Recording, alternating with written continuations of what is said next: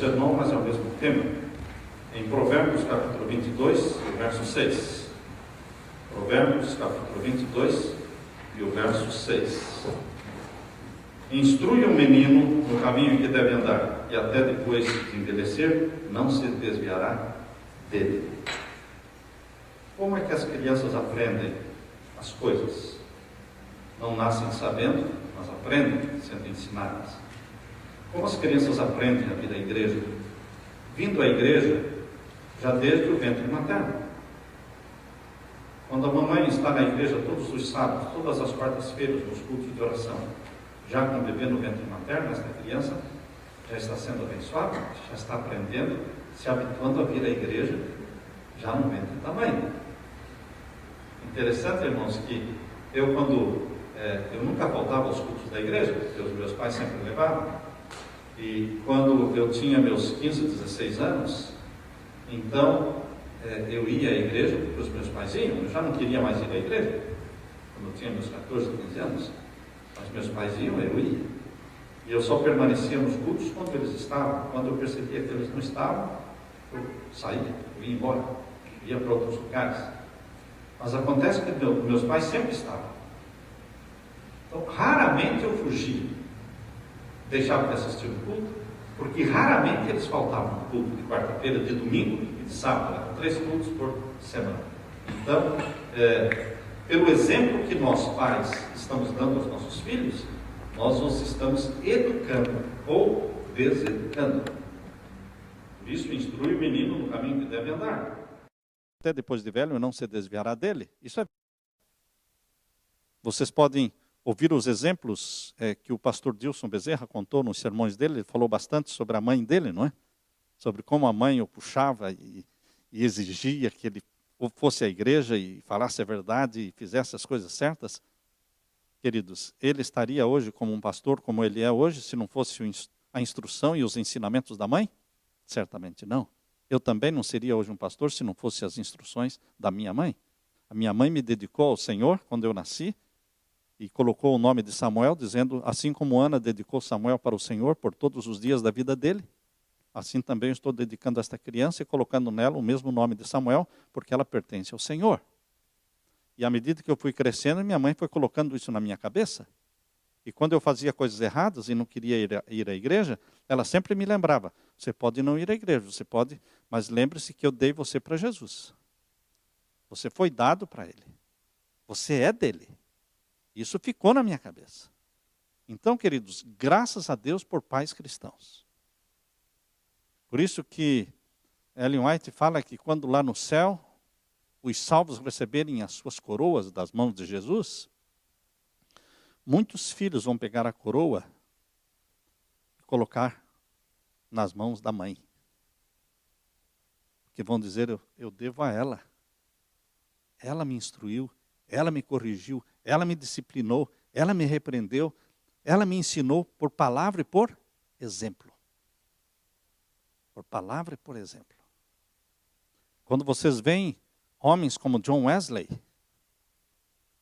fundador da igreja metodista, Charles Wesley, compositor, irmão dele, homens grandes no reino de Deus.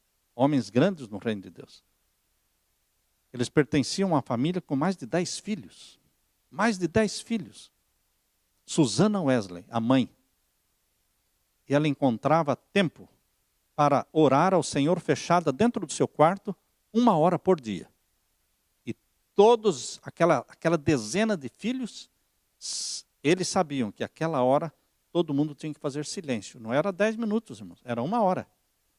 Eles tinham que fazer silêncio, eles podiam sair brincar lá fora, mas não podiam incomodar e atrapalhar a comunhão da mãe, 1 hora por dia. Como é que uma mãe que tem mais de 10 filhos poderia separar 1 hora por dia para estar em comunhão com Deus? Por isso ela deu ao mundo homens como João Wesley. Inspiração, não é? Lembrem de Joquebede, mãe de Moisés. Lembra de Maria, a mãe de Jesus. Quanta dedicação ao filho. Dedicaram a vida para educar o filho. Joquebede, por exemplo, sabia que teria Moisés só por quantos tempos? Joquebede sabia muito bem que teria Moisés só por 12 anos. Ela sabia que quando ele completasse 12 anos, lhe seria tirado das mãos aquele filho e ela não o veria mais. E ele seria colocado no palácio do faraó, sendo ensinado a adorar o sol, a lua e as estrelas. Ou ela colocava o amor a Jeová, ao Jeová eterno no coração daquele menino, ou ele seria um idólatra. Com que esmero, com que cuidado ela usou aqueles 12 anos em que a criança ficou com ela. E quando Moisés foi para o palácio do faraó, no meio de toda aquela trindade satânica do Osíris, não é? O deus Sol, de Horus, o filho do Sol, de Ísis, a deusa Lua, mas ele permaneceu firme, como vendo o invisível. Por quê? Porque ele foi ensinado. Aquilo que o berço coloca, nada tira. Nada tira. Os filhos podem até se desviar dos caminhos do Senhor, mas eles voltarão. Porque a Bíblia diz, instrui o menino no caminho que deve andar, que até depois de velho, não se desviará dele. Porque ele tem uma semente dentro dele. Ele vai retornar. Quando ele se casar, e ele tiver os filhos, ele vai pensar na forma como ele foi criado. Ele vai querer educar os filhos daquela forma. Ele volta para os pés do Senhor. Ele pode até se extraviar um tempo, mas ele volta. Se a criança não for corretamente instruída no lar, Satanás a educará por meio de fatores da sua própria escolha. Em outras palavras, se nós como pais não educarmos nossos filhos no lar, Satanás os educará da forma dele. Não podemos deixar que a escola eduque os nossos filhos. Não é trabalho da escola. A escola ensina geografia, matemática, física, química. Mas honestidade, fidelidade, amor, pureza, é só o lar que ensina. Só o lar que ensina. É a mãe que foi a mulher encarregada por Deus para formar, modelar, dirigir o pensamento dos filhos e educá-los. O lar é o lugar onde as primeiras inquietações e perguntas aparecem na mente da criança. Quem esticou o pescoço da girafa?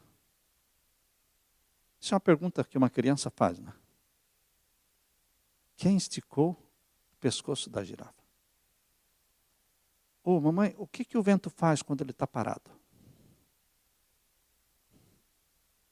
Ou então, mamãe, por que a vaca é preta, come capim verde e produz leite branco? Ou, por que os meninos e as meninas são diferentes? São perguntas que o lar tem que responder. E quando uma pergunta é bem respondida, a criança nunca mais faz a mesma pergunta.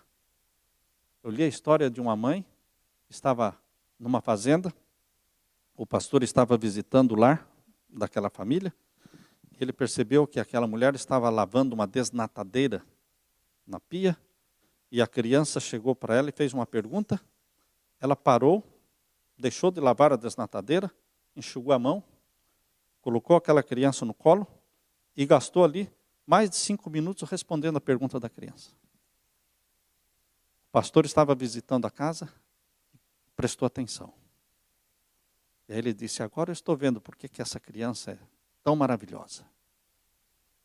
Tão maravilhosa essa criança. Porque você deixou seus afazeres. Você estava atarefada, você parou, enxugou a mão e gastou 5 minutos para responder uma pergunta que o menino, uma figura que ele viu na revista, ele veio com a revista perguntando para a mãe, o que é isso? Então aquela mãe disse, pastor, eu pretendo continuar lavando desnatadeiras o resto da minha vida. Mas eu espero que meu filho nunca mais faça a mesma pergunta. Trabalho de mãe, não é? Trabalho de mãe. O lar é a primeira escola da criança. E à medida que as perguntas vão ficando complexas, Deus vai dando sabedoria para a mãe, principalmente, saber responder às perguntas. Nas escolas e colégios, a criança recebe conhecimentos, instruções, informações, porém, educação vem do lar. Por isso, de vez em quando, você encontra doutores que são cavalos. A pessoa diz, aquele doutor lá é um cavalo. E é mesmo, porque ele é formado nisso, formado naquilo, mas ele não tem educação. Porque a educação não vem da escola, vem de onde? Do berço, vem do lar. É aí que realmente se avulta, não é? Toma vulto a missão de uma mãe e do pai, principalmente da mãe. O que adianta falar e não fazer? Se o pai fala, você tem que ir para a igreja, mas ele vê que o pai não vai, você tem que ler a Bíblia, menino. Mas ele não vê o pai lendo. Não pode furtar. Mas dentro de casa tem um cobertor que está com a estampa do hotel, que o pai trouxe do hotel, o cobertor. Então a toalha com o nome do hotel. Não pode roubar. Sim, mas ele vê o pai trazendo coisas da fábrica onde ele trabalha, debaixo do casaco. Como é que fica isso? Nós ensinamos muito mais pelo exemplo do que pelas palavras. Felizes são os filhos cujos pais têm consciência de que eles são os primeiros e melhores professores da primeira e mais fundamental de todas as escolas. Certa vez uma jovem senhora foi com seu filhinho para um psicólogo e disse para o psicólogo, desejo saber quando é que eu devo começar a educação do Carlinhos? E ele perguntou, que idade tem ele? Ele tem 5 anos. Então a senhora deveria ter começado há 20 anos. Mas como se ele tem 5 anos? Sim. Se ele tem 5 anos, você deveria ter começado a educação dele há 20 anos, quando você era solteira. Quando você estava se preparando para casar. Você já deveria ter iniciado a educação dele. Porque a educação da criança começa com a educação da mãe. Da mãe. A educação do filho começa com a educação da mãe já no tempo de solteira. Desde as primeiras horas de vida do feto, a criança em formação começa a adquirir hábitos e costumes da mãe. Isso se chama influências pré-natais. Houve um tempo em que a ciência não confirmava isso. Mas há mais de 100 anos, Ellen White escreveu sobre as influências pré-natais que a mãe exerce sobre a criança no feto, antes de nascer. Mas hoje a ciência comprova 100% das influências pré-natais, que acontecem já antes. Hábitos de temperança, você passa para o seu filho. Por isso Satanás tenta as gestantes com tanta intemperança. Vocês acham que existe um tempo de mais intemperança na vida de uma mulher do que no período da gestação? Não, né? No tempo da gestação dá vontade de comer terra, dá vontade de comer manga verde, não é? Ah, eu estou com vontade de comer um bolo e vai. Lembre-se, você é a mesma pessoa. E você deve manter os mesmos hábitos alimentares, de temperança. Porque essa intemperança no período da gestação, você já está passando para o seu filho o quê? O descontrole, a falta do domínio do apetite. No livro Orientação para a Criança, página 193, diz que as lições que a criança aprende durante os primeiros 7 anos da sua vida têm mais que ver com a formação do seu caráter que tudo que ela aprende em anos posteriores. Eu dou graças a Deus, porque até os 7 anos de idade, eu entrei na escola com 8. Tarde, né? 8 anos tarde. E meus pais fizeram isso não porque eles leram o Espírito de Profecia, porque eles nem tinham esses livros. Não sei porquê, mas me colocaram na escola com 8 anos. Até os 7 anos, eu trabalhava em casa, ajudando, mas não ia para a escola, não tinha escola. E no livro Orientação da Criança diz, as lições que a criança aprende durante os primeiros 7 anos da sua vida têm mais que ver com a formação do seu caráter que tudo que ela aprende em anos posteriores. Durante os primeiros 7 anos, a criança tem que ficar mais em contato com a família, com pai e mãe, sem muita influência de fora. Porque é a hora da formação do caráter. Só que como a televisão entrou nos lares, os pais não têm mais a influência que tinha sobre os filhos. Porque mesmo os filhos não estando fora de casa, o mundo está dentro de casa. E os desenhos, e os filmes, e a televisão, os programas, os videogames, vão afetando a formação do caráter daquela criança, mesmo que ela não vá para a escola. Isso é muito mal. As primeiras lições impressas na criança, raras vezes serão esquecidas. Disse que Voltaire, o grande incrédulo Voltaire, conta-se que quando ele era criança, ele decorou um poema ateu. Quando criança. E esse poema nunca mais saiu da mente dele. Por isso ele se tornou talvez um dos mais famosos incrédulos no mundo. Napoleão Bonaparte, a história dele conta que quando criança, a pessoa que cuidava dele, o educador, não era a mãe nem o pai, mas o colocava, brincava de guerra. Então eles enchiam, colocavam o exército assim numa mesa, os soldadinhos, e colocavam o cavalinho dele bem na frente, como sendo o comandante. Ele foi educado desde criança a ser o general, comandante. Isso fica. As primeiras lições impressas na mente da criança, raras vezes são esquecidas. Raras vezes. As impressões feitas no coração infantil, no princípio da vida, são vistas em anos posteriores. Podem estar sepultadas, mas raras vezes serão obliteradas. Minha mãe me chamava muito, né? Samuel! Isso, quando ela gritava assim, então, até hoje, quando gritam o meu nome, eu me sinto muito mal. Se a pessoa fala Samuel, é uma coisa. Agora, se a pessoa grita o meu nome, eu me sinto muito mal. Isso vem da infância. Quando ela gritava o meu nome, eu me sentia mal. Até hoje eu falo para a Leila, não grite o meu nome. Quer falar comigo? Vá até onde eu estou. Mas não vai gritar o meu nome lá de onde você está. Isso me deixa muito aborrecido. Aquilo que vem da infância. Instrui o menino no caminho que ele deve andar, que até depois de velho, não se apartará dele. Minha mãe me ensinou a vender na rua desde meus 6, 7 anos. Eu já saía vendendo coisas na rua. Quibe, pastel, bolinho de frango, manjar, pudim. Ela enchia o tabuleiro, tinha um tabuleiro assim de madeira, com uma correia de couro, colocava aqui ao redor do pescoço e eu ia carregando aquilo, vendendo. E trazia o troco, entregava direitinho para ela. Ela conferia. Tudo certinho, honestidade. Ensinar a criança a ser honesta. Não poupe o seu filho do trabalho.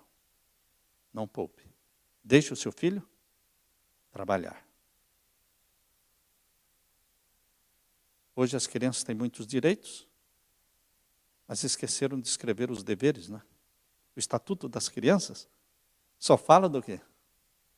Dos direitos. Não fala dos deveres da criança, que é o de obedecer, o de ajudar nos trabalhos da casa. Ouse quebrar a lei que regula o trabalho das crianças, fazendo-a trabalhar em casa, para que ela cresça forte, resistente.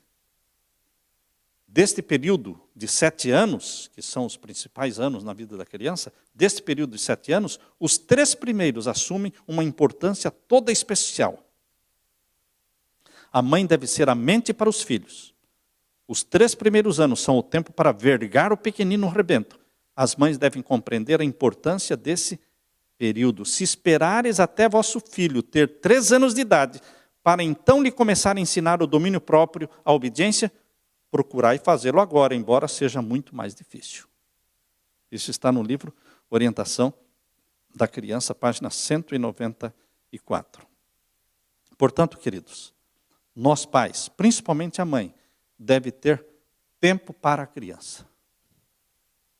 Ah, mas eu não vou ter esse tempo, então melhor seria não ter a criança. Se é para que outros eduquem, porque quando Jesus voltar, ele não vai pedir contas das babás ou do daycare. Quando Jesus voltar, ele vai pedir contas de quem? Da mãe e do pai. Onde estão os filhos que eu te dei? Que Deus nos ajude a educarmos, por palavra e por exemplo, os nossos filhos, para apresentá-los diante do Senhor quando Jesus voltar. Amém? Amém. Que Deus nos abençoe.